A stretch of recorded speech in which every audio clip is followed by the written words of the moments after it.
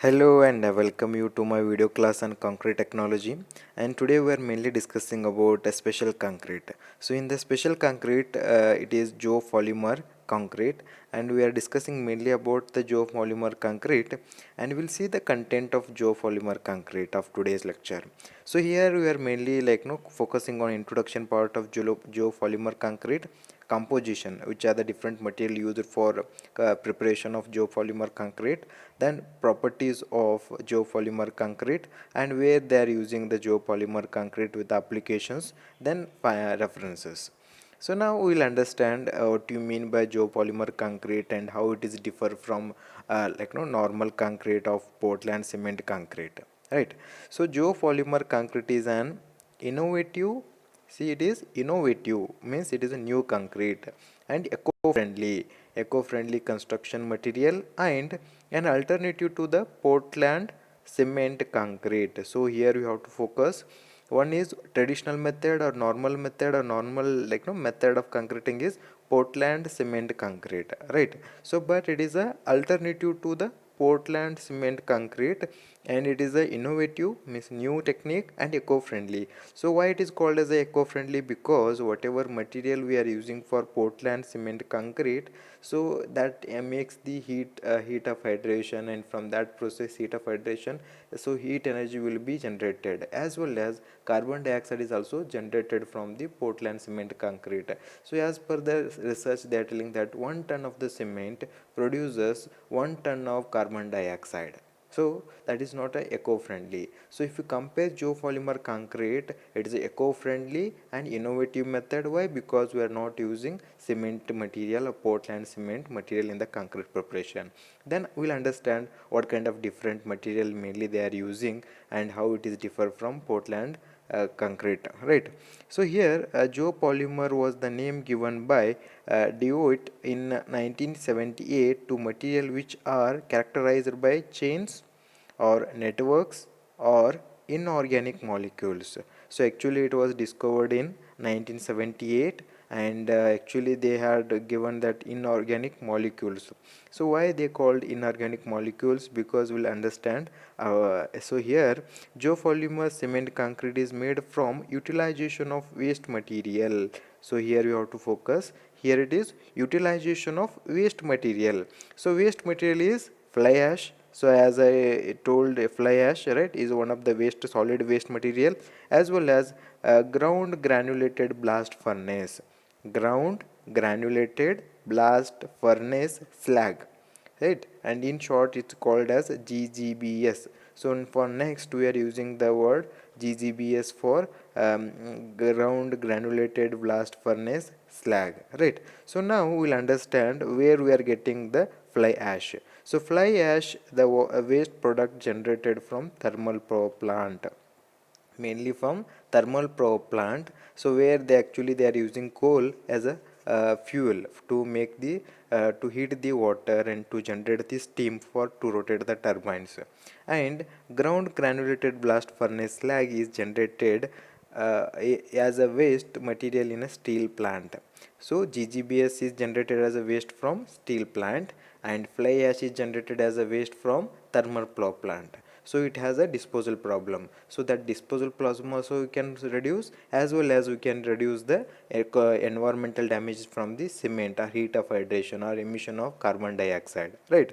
So the use of concrete helps the reduce the stock of waste, see, stock of waste, and also reduces the carbon emission by reducing Portland cement demand. Portland cement demand. So here actually geopolymer concrete is what? Oh, it is eco-friendly and innovative method by replacing the ordinary Portland cement. So why we are replacing ordinary Portland cement? Because it has some economic environmental damage in terms of emission of carbon dioxide, as well as the heat emission, right? So now we'll go for composition of geopolymer concrete. Composition means different materials which are used to prepare geopolymer concrete, as well as normally same, almost same material will be there, like water, aggregates, almost same, but some slight change will be there in terms of some replacement. So first one by one we'll study. So first one is water. So water as required for normal concrete. So how we are using the water for normal concrete with the standard format, like we have minimum requirement of physical requirement of water, biological requirement of water, chemical requirement of water. If it is good for normal concrete, even same water we are using for geopolymer concrete. So next is fly ash. So fly ash is a some of the additive material, right, and where we are getting from byproduct of thermal power plant as a waste material. Next is GGBS, right. So GGBS a byproduct of a steel plant. So we are getting GGBS from the steel plant and fly ash from the thermal power plant. So then aggregate. So here also fine aggregate as well as coarse aggregate as required for normal concrete. So what kind of aggregate we are using for normal concrete? Similarly here also fine aggregate as well as coarse aggregate are used. And one more is very important is alkaline active solutions. Alkaline active solutions. So why they are using alkaline active solution as a catalytic liquid system? Actually they are using as a catalytic. So we know what you mean by catalytic. Catalytic means what? The if is there any reaction and it improves the reaction, right? So if it is a delaying the reaction, then you use of catalytic, it will improve the reaction or makes the good product, right? So here also catalytic liquid system is used, and it is a combination of solution of alkaline silicate.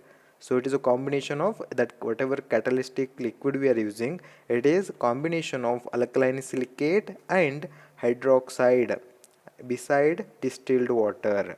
So here it is a combination of alkaline silicate and hydroxide beside distilled water, right? It is a just combined product. So then what is the role why you are using the alkaline active solutions? The role of alkaline active solution is to activate, so see as I told, activate geopolymer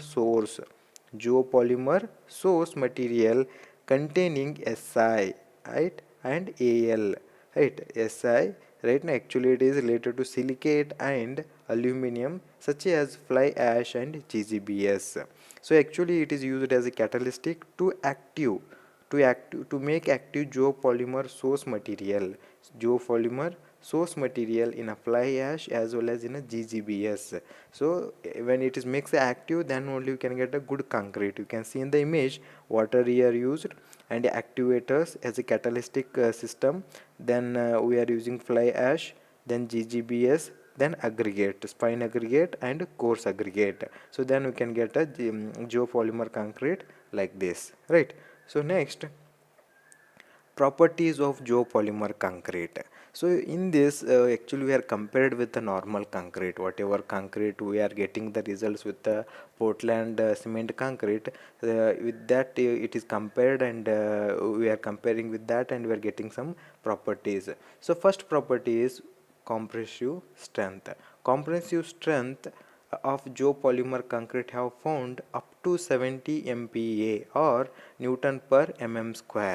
So it is given up to 70 MPa. The concrete gains its compressive strength rapidly. See, compressive strength is rapidly and faster than the ordinary Portland cement concrete. So it is what?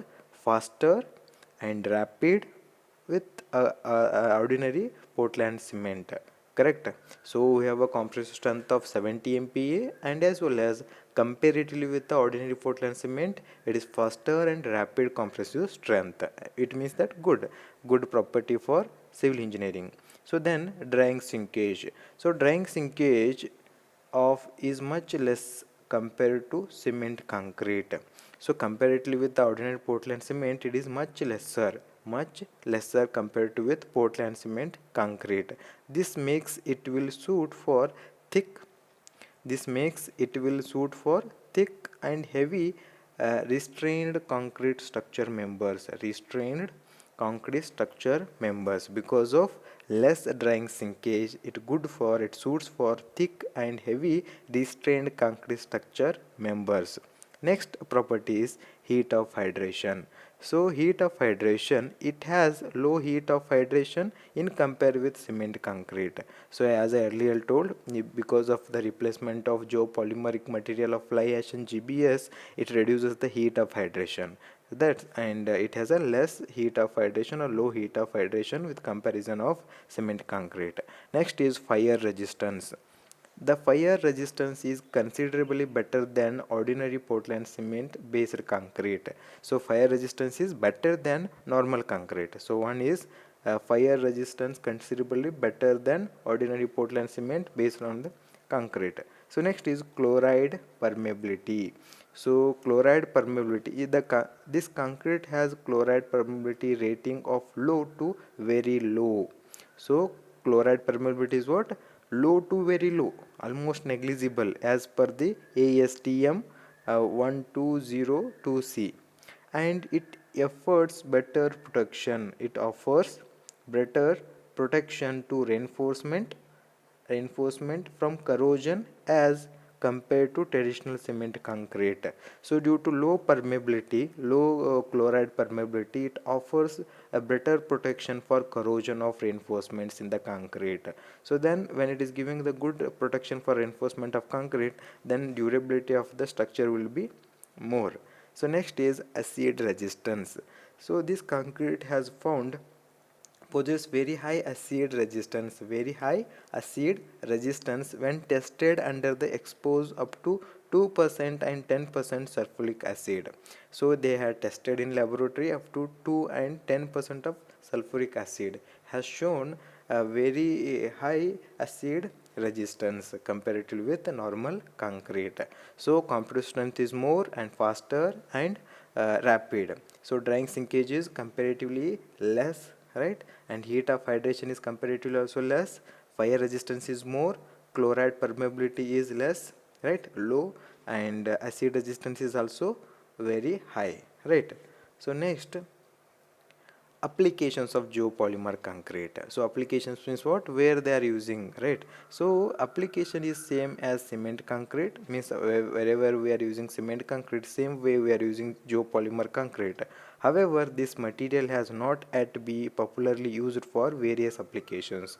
As of now, is an innovative and recent method. So due to this less awareness and less knowledge about this how to use, so people are not using as same as ordinary Portland cement. But this concrete has been used for construction of pavement, means road, mainly for footpath or cycle path, and mainly we are using, and it is under the testing, right. You can see the road which are constructed with the help of geopolymer concrete.